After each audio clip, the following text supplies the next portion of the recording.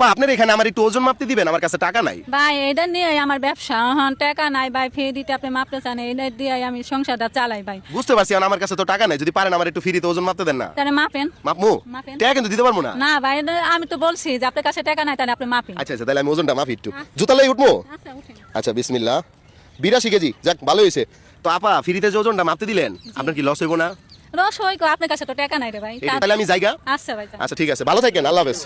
দর্শক, আপার কাছ থেকে ওজন মাপছি কিন্তু আপার 1 টাকাও দেই নাই, বলছি আমার কাছে টাকা নাই, কিন্তু আমার কাছে তো টাকা আছে, আমি তো ওনারে পরীক্ষা করছি, উনি তো জানে না। চলেন আবার ওনার কাছে সারপ্রাইজ দেই ওনারে গিয়ে। আপনার নাম কি? রেহানা। রেহান, আপনার দেশের বাড়ি কোথায়? আমার দেশের বাড়ি মানিকগঞ্জ। মানিকগঞ্জ।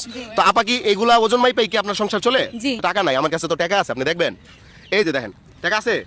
জি আছে। তা আমি তো মিছা কথা কইছি আপনারে, কে লেগে কইছি কোন তো? আমি তো বলতে পারি না। আমি মিছা কথা কইয়া আপনারে পরীক্ষা করছি যে আপার মনটা কেমন, আপার মনটা ভালো নাকি, এটা পরীক্ষা করছি। আর আজকে তো আপনি পরীক্ষায় পাশ করে ফেলছেন। জি। কেউ হচ্ছে উপহার দিব, সেটা হচ্ছে 1 মিনিট টাইম দিব। এর মধ্যে আমাদের পেজে যে কটা ফলোয়ার বাড়ে ওনার দিব আমরা 100 টাকা করে। কেমন হবে আপা? 14টা, সময় শেষ। আপা 14টা হইছে। জি।